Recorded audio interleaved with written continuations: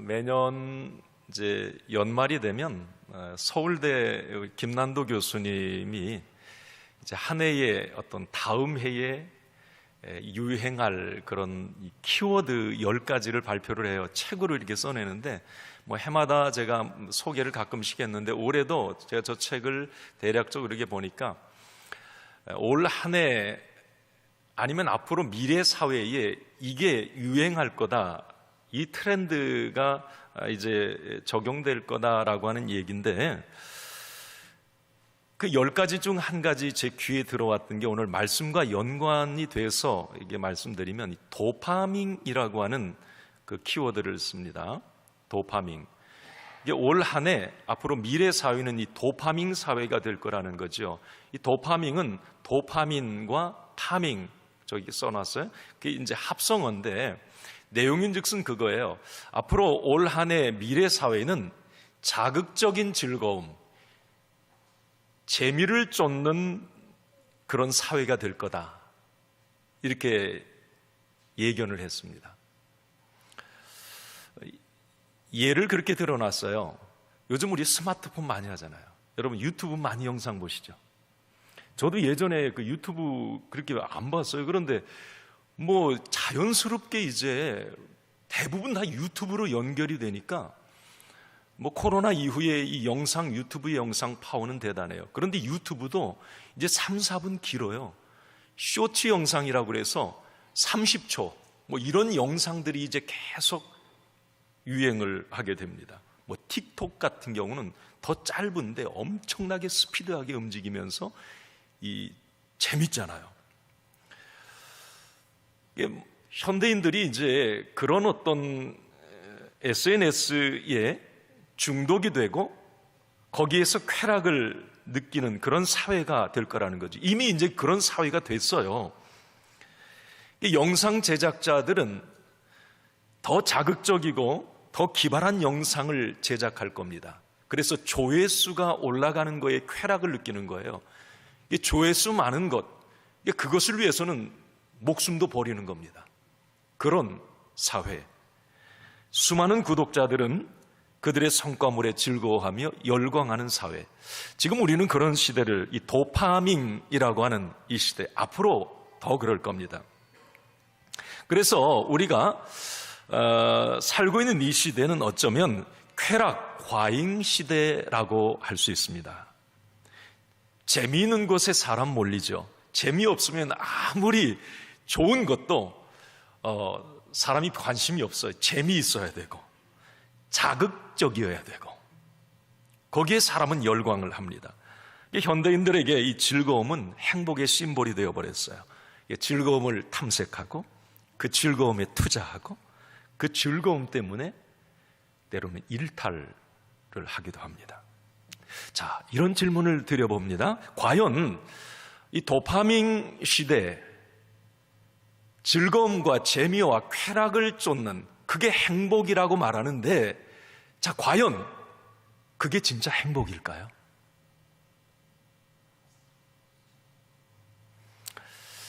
자, 우리가 서두에 이 질문을 한번 던져보면서 오늘 예수님이 말씀하신 행복론, 한번 여기에 귀를 기울여 봅시다. 예수님은 이런 도파민 시대를 살아가는 우리에게 무엇이 행복이라고 말씀하는지 여러분 궁금하지 않으세요? 저는 오늘 이 말씀을 이제 전개해 나가기 전에 확실한 것은 예수님이 말씀하신 이 행복이 진짜다. 진짜다. 이 결론을 먼저 좀 말씀을 드리고 싶습니다. 자, 예수님이 오늘 애통하는 자는 복이 있나니 그랬습니다. 한번 따라 합시다. 애통하는 자는 복이 있나니. 여러분 동의가 되세요? 아니 아까 말씀드렸잖아요. 재미있고 기쁨이 있고 쾌락, 즐거움이 있는 자가 행복한 자 아닙니까? 그런데 왜 예수님은 애통하는 자가 복이 있다고 그랬을까요? 역설적입니다. 오늘 이 시대의 트렌드하고는 사뭇 달라요. 애통하는 사람, 슬퍼하는 자가 복이 있다? 예수님의 행복 레시피가 상당히 좀 멀게 느껴집니다. 자, 그러나 오늘 제가 이제 말씀을 전개해 나갈 때 여러분도 동의를 하실 거예요. 예수님의 행복론을 곱씹으면 곱씹을수록 행복의 단맛이 납니다. 야, 그래, 맞구나. 인생을 어느 정도로 산 사람이라면 충분히 공감이 되고 고개를 끄덕이게 하는 깊이 있는 말씀, 애통하는 자가 복이 있다? 자, 왜 그럴까요? 자, 오늘 저는 여러분들에게 먼저 선포합니다. 애통하는 사람이 누리는 복, 행복을 여러분들도 실상에서 누릴 수 있기를 바랍니다. 자, 오늘 4절 우리 본문을 그런 의미에서 우리 목소리로 다시 한번 읽겠습니다. 시작. 애통하는 자는 복이 있나니 그들이 위로를 받을 것이며.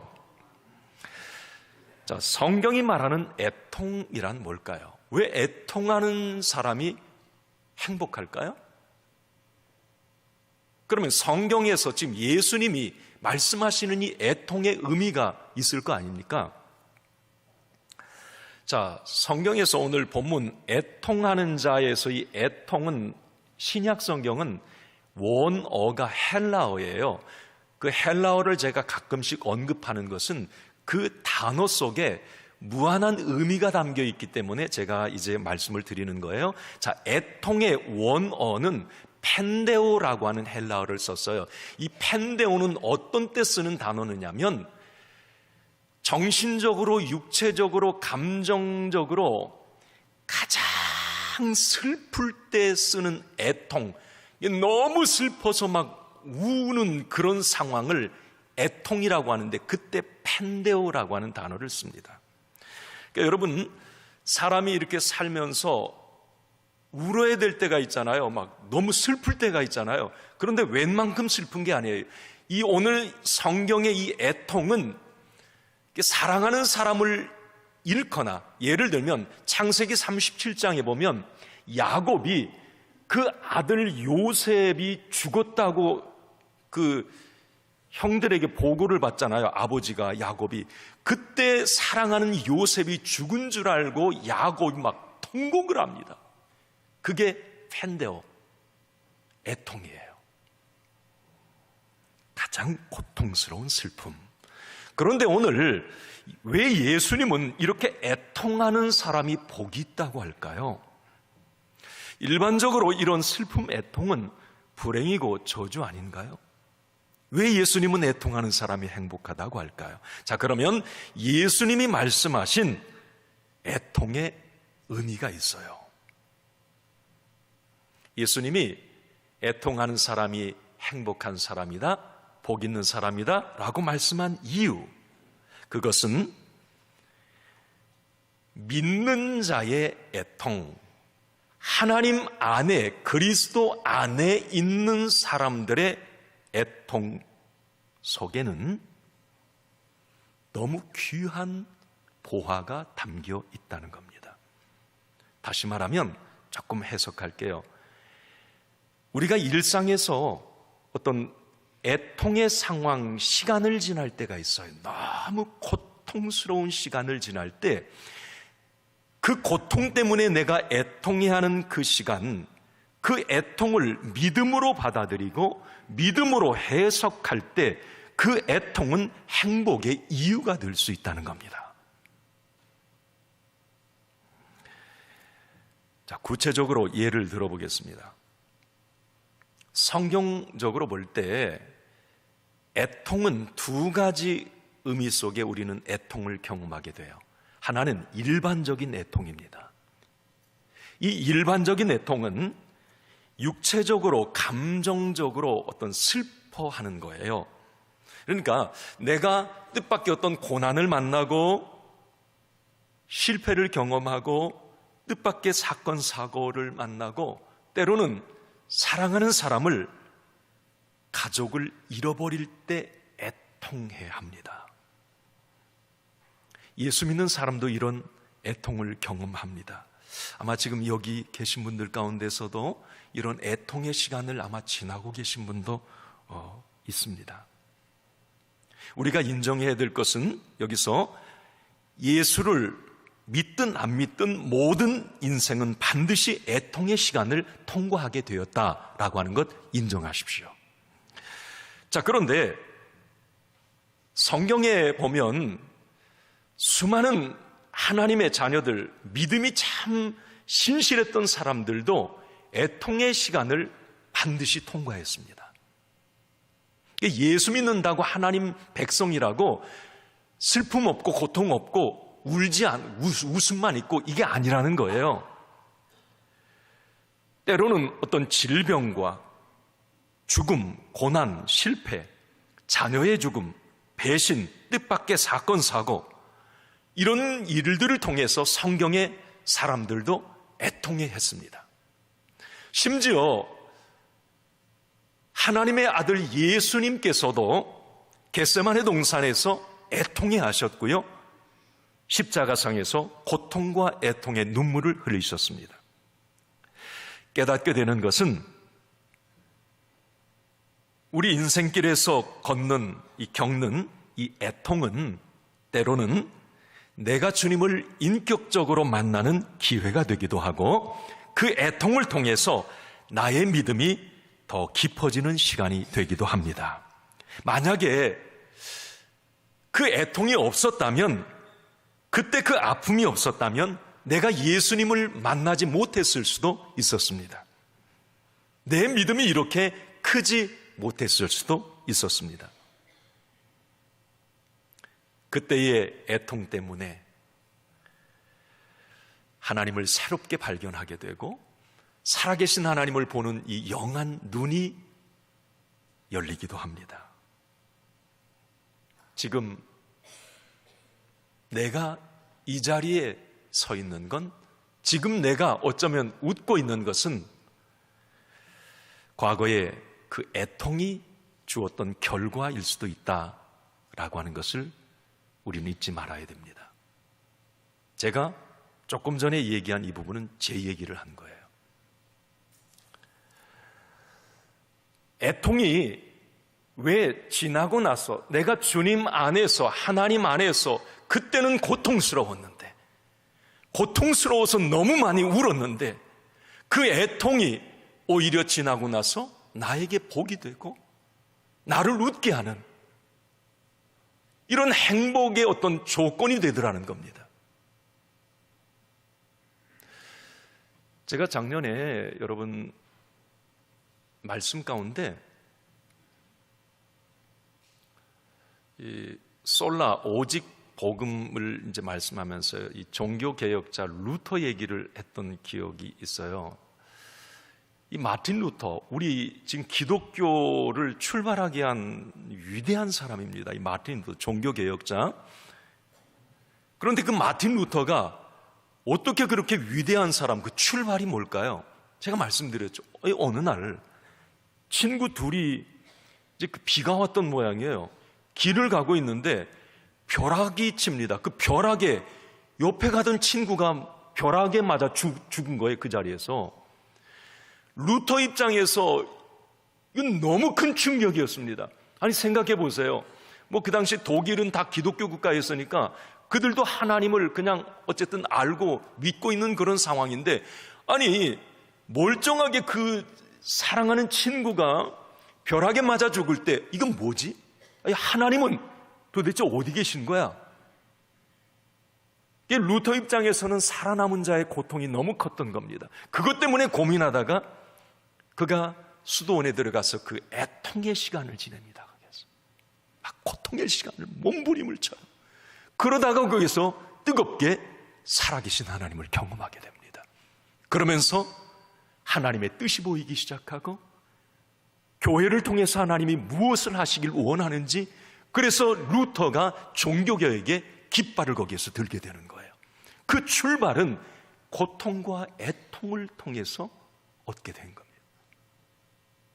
여러분, 우리가 성 프란시스 같은 경우도 뭐 성자라고 그러잖아요. 믿음의 대들보. 그런데 그가 그렇게 위대한 성자가 될 수 있었던 비밀이 어디예요? 죽을 병에 걸린 거예요. 죽는다고 그랬어요. 그것 때문에 이 프란시스가 얼마나 웁니까? 얼마나 고통스러워합니까? 나 죽는다. 막 그 젊은 날 고통에 몸부림칠 때에 하나님의 치유의 손길을 경험합니다. 그의 눈물과 애통이 이제 하나님을 만나는 기회가 된 거예요. 통로가 된 거예요. 그 뒤로 그는 엄청난 사역들을 감당해 나가죠. 여러분, 깨닫게 되는 것은 믿는 자들에게 애통은 모두 불행한 것이 아니다라는 거예요. 그 애통이 복이 될 수 있음을 인생을 살면서 깨닫게 됩니다. 여러분들은 어떠십니까? 지난 시간들 애통, 그 순간에는 고통스러웠지만 그 고통이 나를 만들었고, 내가 그 고통 때문에 주님 앞에 더 가까이 갔고, 그 고통 때문에 기도하다가 내 믿음이 더 성장하고 하나님의 살아계심을 경험한 적이 없으신지 있으신지.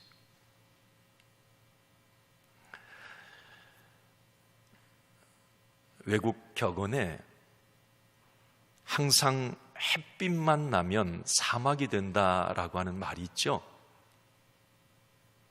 인생은 때로 슬픔을 통해 성장하고 애통을 통해 행복의 의미를 재발견하게 됩니다.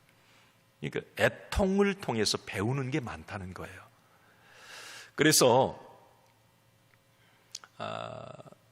야고보서에 보면 이 야고보 사도는 예수님의 그 동생이에요.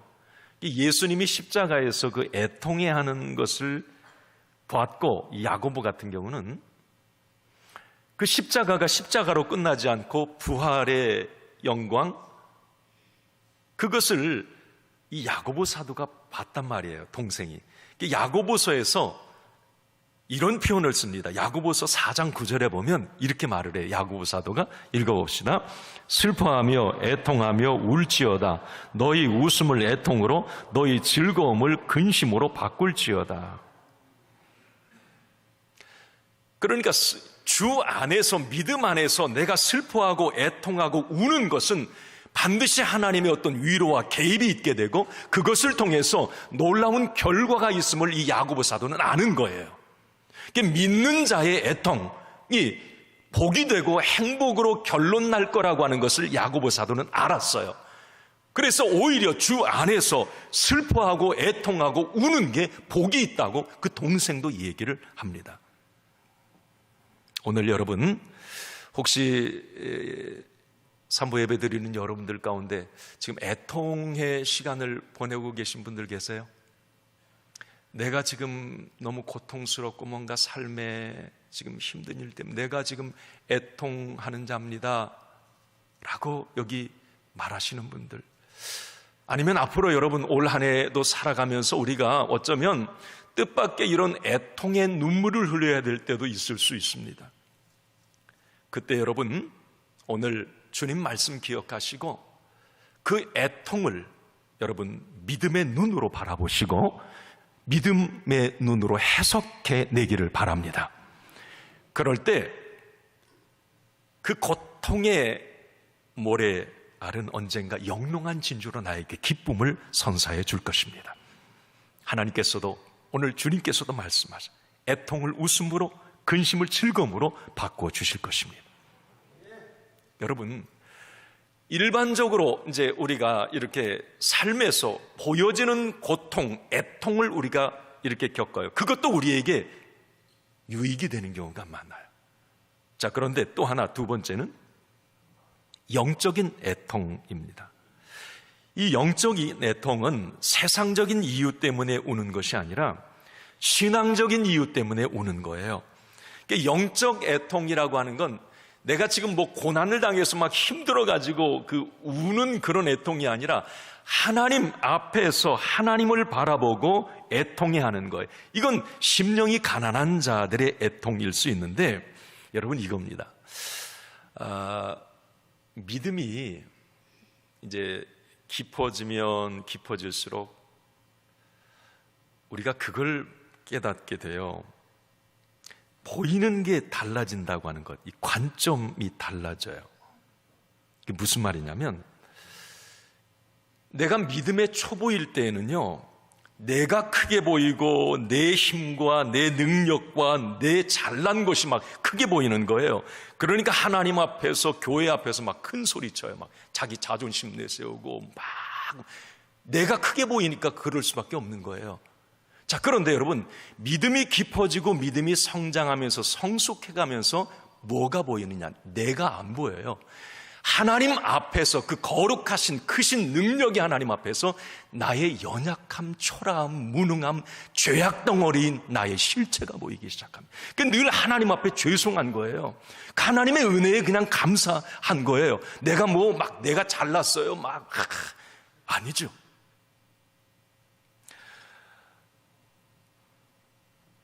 그래서 하나님 앞에서 왠지 내가 그 생각도 들어요. 벼 얘기하잖아요. 벼가 익으면 이게 고개가 숙여진다고 하는 것.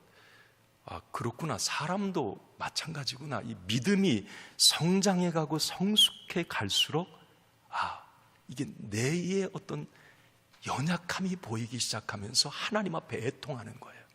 나의 죄 때문에 하나님 앞에 애통하고, 처음에 와서 하나님 앞에 막 뭔가 따지듯이 막 기도하다가, 여러분 그런 경우 많이 아시죠? 막 기도가 깊어지면 깊어질수록 나의 부족함 때문에, 나의 어떤 그 연약함 때문에 하나님 앞에 막 울어요.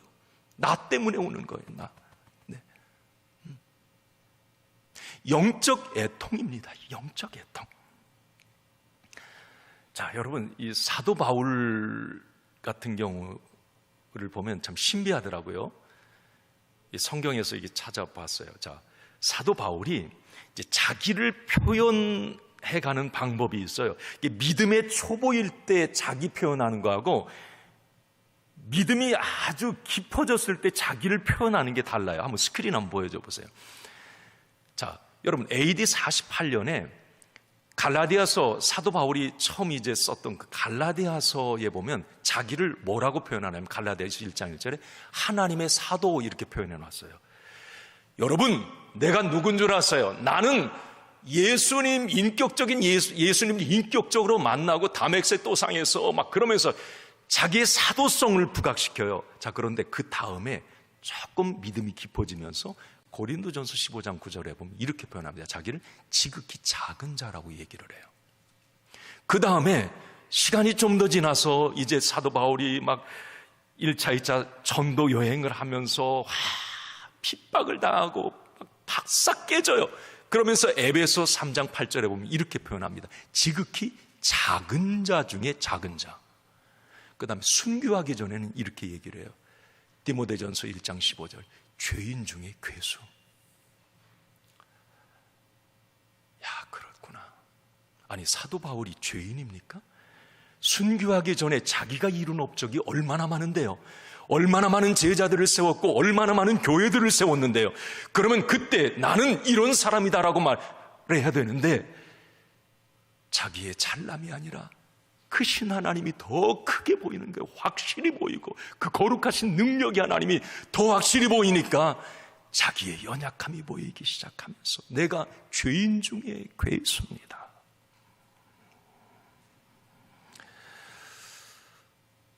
여러분, 하나님 앞에서 내 죄 때문에 막 엉엉 울어본 적 있으십니까? 아마 많이 그러셨을 거라 저는 생각을 합니다. 네. 죄가 보여서 하나님 앞에 그냥 처음에는 이빠른 기도처럼 하나님 잘못했어요. 죄송합니다. 그러다가 또 생각나서 또 생각나고, 아니 회개하고 회개해도 계속. 그래서 하나님 앞에 통곡하며 우는 것, 이게 영적 애통이에요. 이게 영적 애통. 뭐가 내가 지금 외부적으로 뭘 없어서 지금 큰 사건 사고를 만나서 일반적 애통이 아니라 영적인 애통이, 영적 애통. 저는 영적 애통은 그래서 복 중에 복이다 라는 생각을 해봅니다. 자신의 죄 때문에, 자신의 연약함 때문에 울 수 있는 사람은 참 행복한 사람이 아닌가, 그런 생각을 해보았습니다. 여러분, 우리가 다윗 이야기 많이 하잖아요. 다윗 유명한 사람이니까. 다윗이 사무엘하 11장에 보면 다윗 이야기가 나오는데, 뭐 그 전에부터 다윗 이야기는 쭉 나와요. 그런데 사무엘하 11장에 보면 이 다윗이 자기 인생에서 가장 큰 죄를 짓는 그런 장면이죠. 여러분, 하나님 앞에 그렇게 신실했던 다윗이 한순간에 무너져요. 여러분, 우리가 이 유혹이라고 하는 것은, 이건 지위 고함, 믿음에 강하고 약하고가 없어요. 한순간에 깨어있지 않으면 유혹에 나가 떨어집니다. 다윗이 그랬으니까요. 여러분, 이 다윗이 자기의 충신 우리아의 아내 밧세바를 범하게 되죠. 설상으로 밧세바와 동침을 한 이후에 그 죄를 숨기기 위해서 어떻게 합니까? 그 밧세바의 남편인 우리아를 전쟁터에 내보내서 간접 살인을 하는 일까지 이제 죄까지 저질러요. 자, 그 뒤에 어떤 일이 일어나느냐면, 이제 다윗은 뭐 왕이었고 하나님의 세운 왕이라 생각했으니까 예전처럼 늘 가서 제사를 드려요. 예배를 드리는 거예요. 그런데 죄를 짓고 난 이후에 하나님 앞에 제사를 드려도 감격과 은혜가 없는 거예요. 천천의 양을 드려도 기쁨이 없습니다. 예전에 느꼈던 하나님의 임재, 그 손길을 전혀 경험할 수가 없는 겁니다. 고통스러워할 때에 나단 선지자가 와서 다윗을 책망하죠. 당신이 바로 그놈이요. 뭐 여러 가지 얘기를 하면서, 예를 들면서, 그때 다윗이 하나님 앞에 이제 기도를 하기 시작하는데, 처음에는 하나님 잘못했어요 그랬겠죠. 기도하면 할수록 자신의 죄가 크게 보이기 시작하는 거예요. 금식하며 그 죄를 얼마나 하나님 앞에서 회개하면서 울었는지, 시편 6편은 밧세바의 죄를 범한 이후에 다윗이 기록한 시편이거든요. 한번 읽어봅시다. 시작. 내가 탄식함으로 피곤하여 밤마다 눈물로 내 침상을 띄우며 내 요를 적시나이다.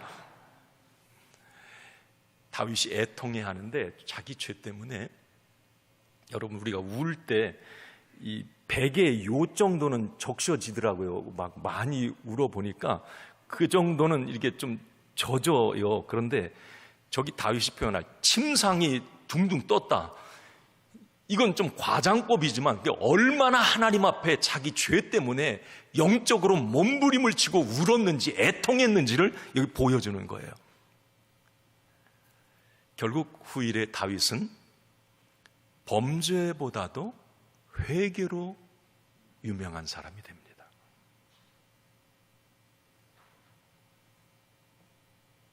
자신의 죄 때문에 애통해할 줄 아는 다윗을 하나님은 다시 그를 보듬으시고 그를 위로하시고 최고 복 있는 자로, 행복의 주인공으로 그를 다시 세워주십니다. 저는 그런 생각을 해봤어요. 다윗을 떠올려 보면서 성도가 내 자신의 죄 때문에 울고 교회가 세상의 죄 때문에 애통할 수 있다면 이건 복 중의 복이다. 성도는 애셔의 복을 받을 것이고 교회는 세상을 바꾸게 될 것이에요. 그런 애통이 있다면, 하나님 안에서 내 자신의 연약함, 무능함, 죄 때문에 그렇게 몸부림치고 울 수 있는 그 영성이 있다면 그 사람은 대단한 사람입니다. 그게 안 보이니까 문제. 내 잘남만 보이고 나의 어떤 그것만 크게 보이니까 그게 문제죠. 여러분, 그러면 애통하는 자가 받을 복이 무엇인지 오늘 4절, 애통하는 자는 복이 있나니 그랬어요. 그 다음에 뒤에 한번 여러분 읽어봅시다. 시작. 그들이 위로를 받을 것이며, 제가 앞에 다시 한번 할게요. 애통하는 자는 복이 있나니? 애통하는 자는 어떤 복을 받아요? 자, 우리가 일반적으로 삶의 뜻밖의 사건을 만나서 애통해할 수 있어요. 영적으로도 우리가 애통해할 수 있습니다. 자, 그 하나님 앞에서 애통하며 고통의 눈물을 흘릴 때 어떤 복을 받아요? 위로를 받아요. 여기서 위로는 하나님의 위로를 말합니다. 하나님의 위로. 여러분, 위로라고 하는 그 헬라어 원어 파라칼레오는 이런 뜻이에요. 파라, 곁에서, 칼레오, 부르다, 이런 의미인데, 하나님이 내가 일반적으로 아니면 영적으로 막 하나님 앞에 엉엉 울어요. 막 너무 고통스러워서 막 하나님 앞에 이렇게 애통해 할 때 파라칼레오, 위로, 하나님이 곁으로 슬며시 다가옴이 느껴져요. 그러면서 이름을 부르세요. 아무개야, 동수야, 나를 격려하시는 것. 이게 파라칼레오, 위로예요. 그러니까 하나님 안에서, 하나님 앞에서 애통하는 자들에게 하나님은 곁으로 다가오셔서 우리를 격려하고 응원하시는 것, 이게 위로란 말이에요. 저는 그런 생각을 합니다. 우리가 인생을 살면서 내가 애통의 시간을 지날 때에 하나님이 이렇게 슬며시 내게 다가와서 나를 어루만지시고 나를 격려하시며 내 이름을 부르시며 나를 위로하실 때에 이건 정말 축복이다. 그 애통하고 외롭고 고독하고 고통스러운 순간에 하나님의 손길을 느낀다. 야, 하나님의 위로를 경험한다. 이거 행복한 사람입니다. 행복한 사람. 여러분, 하나님의 위로는 세상 사람들이 말하는 립서비스가 아니에요. 우리가 세상에서 내가 힘들고 어려울 때 힘내, 괜찮아, 내가 기도하기 힘내, 여기 립서비스예요. 진짜 같이 아파합니까? 막 고통스러워하나요? 아니잖아요. 그냥 말로 격려하는 거잖아요. 그런데 하나님의 위로는 치유와 회복이 담겨 있어요. 그 위로 속에는. 그냥 하나님 말로, 야, 내가 너 위로해, 그냥 성경 여기 말, 야, 힘내라, 담대하라, 아니에요. 실제적으로 성령으로 내 곁에 다가오셔서, 제가 금요 다락방 기도에 말씀드렸죠. 옆구리를 찔러주세요. 하나님의 어루만지심 툭툭 쳐주시는 거예요. 힘내, 내가 너와 함께, 힘내. 하나님의 위로에, 하나님의 위로. 우리가 애통의 시간에 이렇게 하나님의 위로를 경험한다면 이건 복이다. 복이다.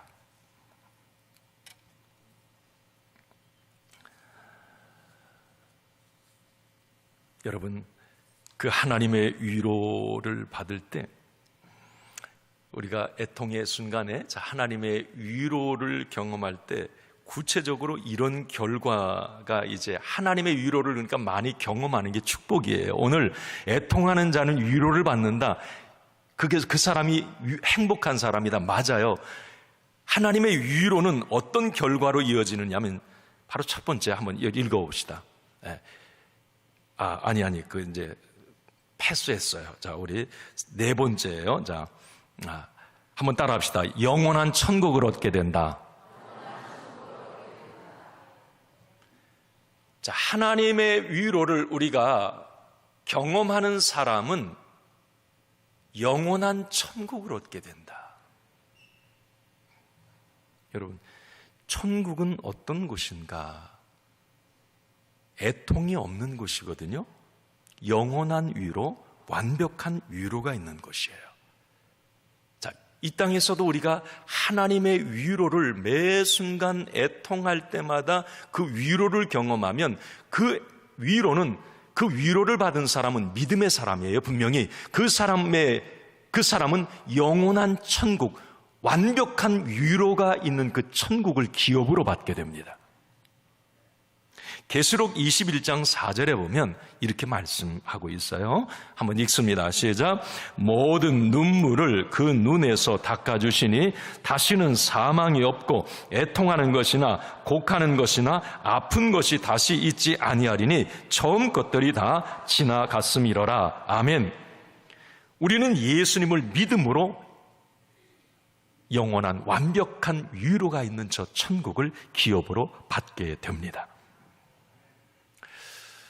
내가 죽으면 천국 갈 것이지만 이 땅을 내가 살아가는 동안에도 그 영원한 완벽한 위로가 있는 슬픔과 아픔과 눈물, 고통이 없는 그 영원한 천국을 소망하며 바라보며 기대하며 산다고 하는 자체도 참 큰 행복이에요. 이 땅을 살아갈 때.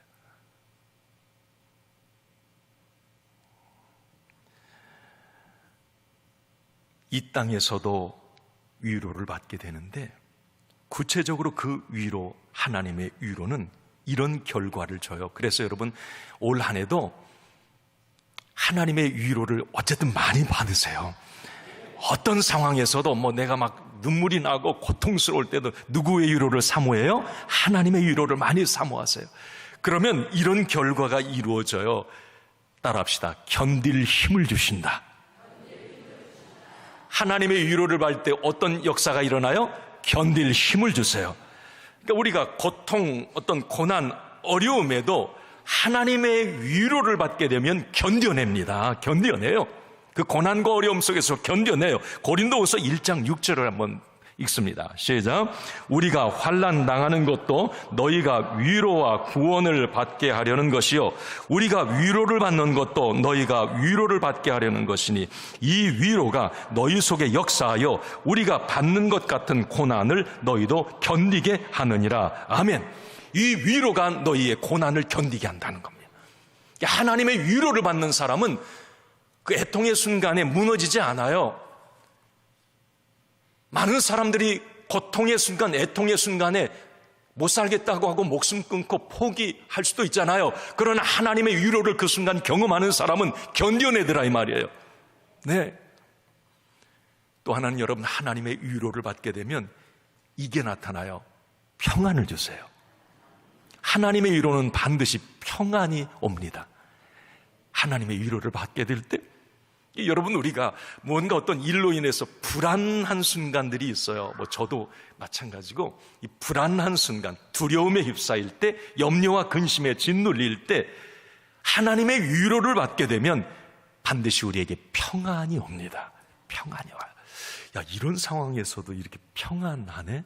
그 주님이 주시는 샬롬의 복이거든요. 고린도후서 13장 11절 있습니다. 시작. 형제들아 기뻐하라. 온전하게 되며 위로를 받으며 마음을 같이하며 평안할지어다. 또 사랑과 평강의 하나님이 너희와 함께 계시리라. 아멘. 하나님의 위로를 받으며 그 위로를 받게 될 때 평안해진다는 거예요. 평안. 올 한 해도 여러분, 어떤 상황에서도 하나님의 위로를 통해 여러분들이 평안을 얻기를 바랍니다. 평안을 얻기 바랍니다. 마지막으로 하나님의 위로, 기쁨을 주세요. 기쁨. 하나님의 위로를 받으면 뭐가 와요? 기쁨이 와요. 기쁨. 여러분, 이게 너무 중요한 거 나 오늘 지금 얘기하고 있어요. 구체적으로 여러분, 이거 믿는 사람들이 하나님의 위로를 받으면 그게 왔나 안 왔나 확인해 보세요. 그게 내가 지금 이 고난 중에서 견딜 힘이 있는 건지, 지금 와, 하나님이 주시네.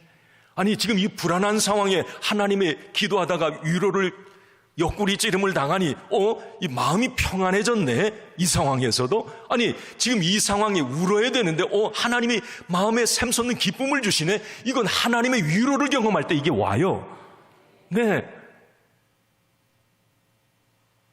왜 웃냐고. 지금 그 힘든 상황에 하나님이 마음속에 평안을 주시고 견딜 힘을 주시고 이 기쁨을 주시는데, 반전의 기쁨, 역전의 기쁨. 여러분, 이사야 61장 3절. 이게 하나님의 축복이에요. 그렇게 바꿔주세요. 읽습니다. 시작. 무릇 시온에서 슬퍼하는 자에게 화관을 주어 그 죄를 대신하며 기쁨의 기름으로 그 슬픔을 대신하며 찬송의 옷으로 그 근심을 대신하시고 그들이 의의 나무 곧 여호와께서 심으신 그 영광을 나타낼지라 일컬음을 받게 하려 하심이니라. 아멘. 슬퍼하는 자에게 화관, 꽃 화관을, 죄를 쓰고 있는 사람, 슬퍼하는 자에게 기쁨을, 슬픔 대신 찬송의 옷을 주시고, 하나님 앞에서 애통할 때에 하나님은 이렇게 위로하시고, 그 위로는 이길 힘, 평안, 기쁨의 열매로 나타나게 된다는 것입니다. 여러분, 애통의 시간을 지날 때 여러분, 이 위로를, 하나님의 이 위로를 꼭 경험할 수 있기를 바랍니다. 결론입니다. 오늘 제가 느끼는 건 그거예요. 우리 그리스도인들이 점점 이 영혼의 눈물샘이 말라가고 있다고 하는 것, 이 저만 느끼는 걸까요?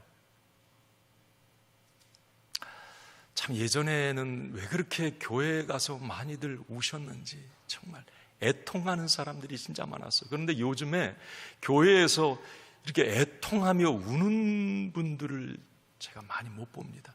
시대가 이렇게 그러면서 점점 그렇게 되더라고요. 애통해 하지 않아요. 하나님 앞에서의 애통이 점점 사라지고 있는 듯한 느낌? 언제부턴가 우리 그리스도인들 마음에 경건한 슬픔이 이렇게 사라지고 세속적인 기쁨이 그 마음을 차지해버린 것 같은 생각이 많이 듭니다. 하나님 대신에 다른 것으로 위로를 받으며 삽니다. 그러다 보니 교회에 오래 다닐수록 신앙의 연수가 많아질수록 철가슴, 돌마음이 되어 버리는 거예요. 기억하십시오. 하나님 앞에서 울지 않으면 세상 앞에서 울게 됩니다. 하나님 앞에서 우는 게 복이다라는 생각을 가지십시오. 오늘 예수님의 행복론, 내가 나의 연약함, 죄, 부족함 때문에 하나님 앞에서 울고, 교회를 위해서 울고, 이 나라와 민족을 위해서 울고, 그럴 때 여러분 하나님의 위로가 비처럼 내리고 우리의 마음은 하늘 행복으로 가득 차게 될 것입니다.